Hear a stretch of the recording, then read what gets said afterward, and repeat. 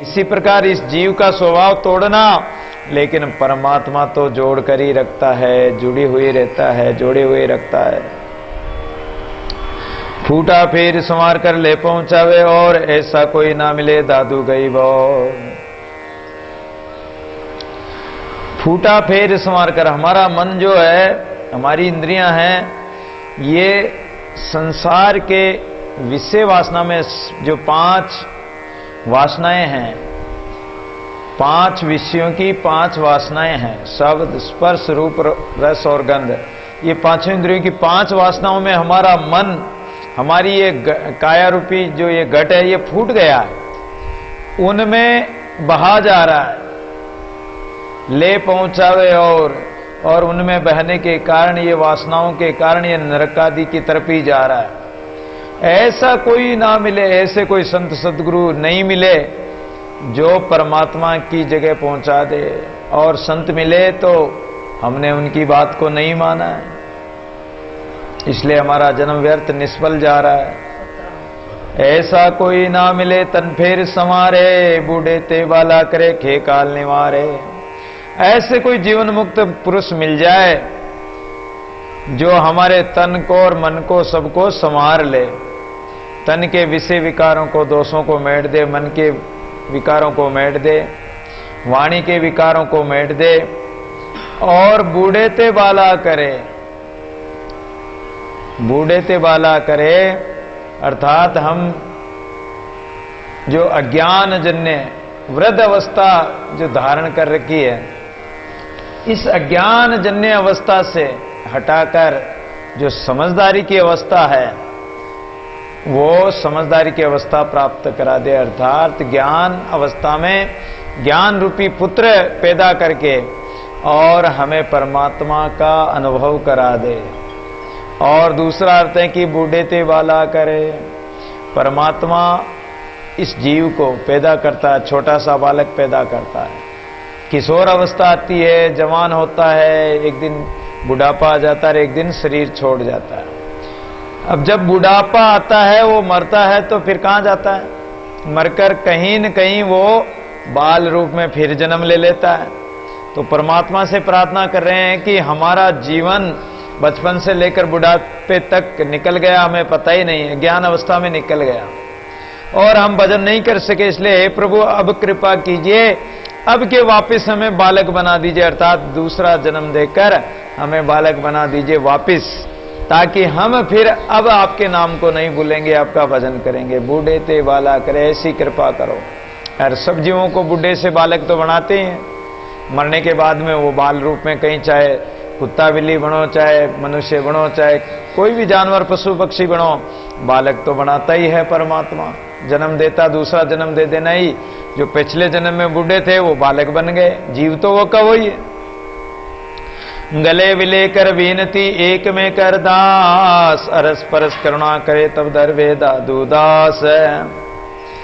गले विले, गले यानी गल जाना, विले यानी उसमें विलय हो जाना, किसी वस्तु को वस्तु में मिला देना। जैसे पानी के अंदर नमक डाल दो तो वो नमक की डली उसमें विलय हो जाएगी, उसी प्रकार दादू तन मन विलय यूं कीजिए जो गर्त लागे गाम। ऐसे विलय हो जाओ जैसे जल में जल मिल जाए, दूध में दूध मिल जाए। तन मन विलय यूं कीजिए जो पानी में लूण, जैसे पानी में लूण मिल जाए, ऐसे गले विलय यानी उसमें गल जाओ, परमात्मा में गलतान हो जाओ, गलतान होकर उसमें ऐसे मिल जाओ कि पता ही नहीं पड़ेगा। जैसे दूध के अंदर आप मिश्री डाल दो, चीनी डाल दो, पता ही नहीं पड़ेगा वो आकार। अगर कोई दूसरी वस्तु डालोगे तो दूध बाहर निकल जाएगा, लेकिन अगर मिश्री डाल दो या चीनी डाल दो तो वो उसी में मिल जाएगी, उसी में अपनी जगह बना लेगी। ऐसे ही गले विलय कर विनती, अपने आप को गड़ा दो। अपना जो अहंकार है, इंद्रियों का अहंकार है, विषयों का अहंकार है, माया मोह का अहंकार है, और विद्या का, रूप का,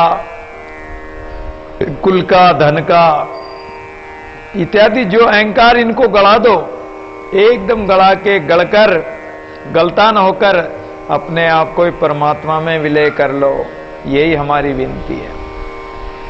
एक में कर दास है, इसलिए परमात्मा से ओतप्रोत होकर एक ही अरदास करो परमात्मा से करुणा पूर्वक कि हे प्रभु आप दया कर दो, आप प्रसन्न हो जाओ और प्रसन्न होकर हमें आपकी पराभक्ति में, प्रेमा भक्ति द्वारा और पराभक्ति द्वारा आपके अंदर हमें मिला लो। हमारे ये काया है, ये शरीर 5 तत्वों का, ये भी आपके अंदर विलय हो जाए, यानी ये भी सूक्ष्म होकर, और जैसे चैतन्य महाप्रभु, मीराबाई, दादू दयाल, कबीर जी इत्यादि से शरीर ही परमात्मा में चले गए, ऐसे हमें भी आपके अंदर मिला लो। साईं तेरे डर डरूं सदा रहूं भयभीत, अजा सिंह जो भय गणा दादू लिया जीत। हे प्रभु, हम आपके कहते हैं कि संसार में जो जीव अगर परमात्मा से डरता है या गुरु शास्त्र संत कुल की मर्यादाओं से डरता है तो वो कभी भी पाप नहीं करेगा, बुरा काम नहीं करेगा।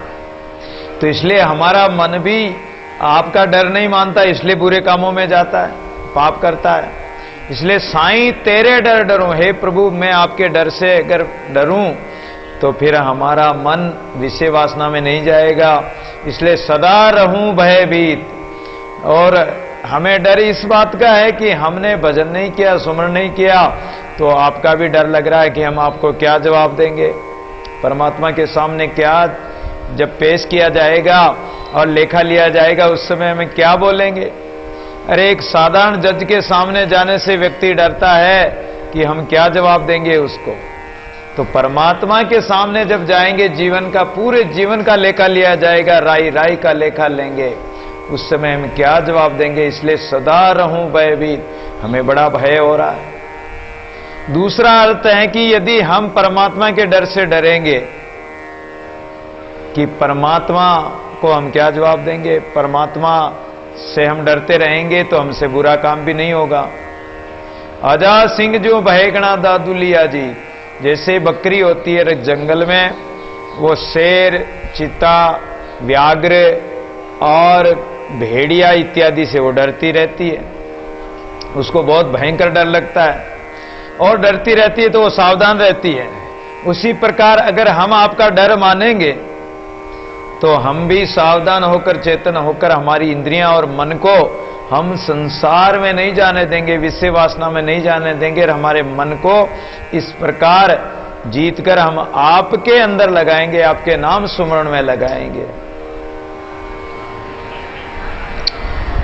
मलिन वासना, काम, क्रोध आदि विकार, मिथ्या अहंकार आदि के होने से, डर से में हम सदा भयभीत रहते हैं कि हमारा मन कभी इन विषय वासनाओं में न चला जाए, ये भी हमें डर बना रहता है।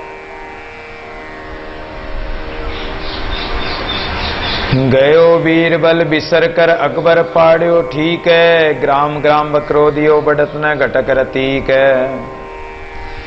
एक बार अकबर और बीरबल के कोई मनमुटाव हो गया तो बीरबल अकबर को छोड़कर कहीं चले गए, एक ब्राह्मण के जाकर रहने लग गए किसी गांव में।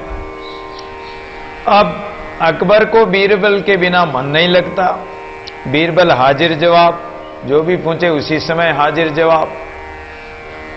अरे बीरबल, ये देखो ये बैंगन है जो है, देखो शालिग्राम की मूर्ति की तरह लगता है। हाँ हुजूर, ये तो शालिग्राम है, देखो इसके ऊपर मुकुट कैसा सुंदर लग रहा, बैंगन के ऊपर में जो वो होता है डांड, तो कि देखो कितना बढ़िया मुकुट लग रहा है शालिग्राम का, इस ऊपर देखो कैसा हाजिर जवाब दिया। थोड़े दिनों बाद अकबर कहता है कि अरे बीरबल, ये बैंगन देखो कितना खराब है, इस बैंगन को अगर खा ले और इसका बीज अगर शरीर में रह जाए, 21 दिन तक अगर शरीर में बीज रह जाए और वो व्यक्ति मर जाए तो अदम योनि में जाता, नरक में जाता है। बोले हाँ हजूर, बैंगन तो ऐसा ही खराब है, इसको नहीं खाना चाहिए। अरे बोले बीरबल, तू बैंगन की प्रशंसा कर रहा है या मेरी बात की पुष्टि कर रहा है? बोले महाराज, मैं तो बैंगन का नौकर थोड़ी हूं, मैं तो आपका नौकर हूं। आपने बैंगन की प्रशंसा करी तो मैंने भी कर दिया, आपने इसको बुरा बताया तो मैंने भी इसको बुरा बता दिया, मैं कोई बैंगन का नौकर थोड़ी हूं। तो ऐसा हाजिर जवाब देने वाला बीरबल चला गया, तो अब अकबर को तो मन ही नहीं लगता। उसने विचार किया कि बीरबल को कैसे ढूंढे, कैसे बुलाएं। तो उन्होंने हर एक गांव में एक एक व्यक्ति को बुलाकर और बकरा दिया, ढूंढी पिटवा दी कि इस बकरे को प्रत्येक गांव में ले जाओ एक एक बकरे को, और इस बकरे का वजन न तो घटना चाहिए न बढ़ना चाहिए। और ऐसी युक्ति बीरबल के अलावा और किसी में नहीं हो सकती है। तो अगर जिस गांव में बीरबल होगा तो पता लग जाएगा। इस उद्देश्य से उन्होंने बकरे दे दिए हर गांव में। अब लोग ले गए और 1 महीने की मोहलत दी। जिस गांव में बीरबल था, जिस ब्राह्मण के घर, तो वो भी बकरा लेके आया कि जा तू बकरा लेके आ जा, तेरे को धन तो मिल ही जाएगा। बकरा लेके आ गया। अब बकरे को रोज खिलाए पिलाए और थोड़ी देर के लिए कि भेड़िया बांध दिया जो भेड़िया का दर्शन करा दे। अब वो खाया पिया हजम, बेचारा उसका न तो वजन बढ़े न घटे। 1 महीने बाद सब अपने अपने बकरे लेके गए, तो बीरबल अकबर के पास में सबको तोला, तो किसी का वजन घट गया, किसी का बढ़ गया। ज्यादा खिलाया पिलाया नहीं तो घट गया, ज्यादा खिलाया पिलाया तो बढ़ गया, लेकिन बराबर नहीं मिला। जब बराबर नहीं मिला तो एक ब्राह्मण का बकरे का बराबर वजन मिला। अरे बोले कि तू कौन से गांव रहता है? कि मैं फला गांव। तो ये युक्ति तेरे को किसने बताई कि वजन न तो घटे न बढ़े और न घटा बढ़ा? बोले कि हमारे घर में एक ब्राह्मण रहता है, उसने बताई। सिपाहियों को भेजा, जाओ बीरबल को लेके आओ, बीरबल वहीं है। और बीरबल को बुला लिया।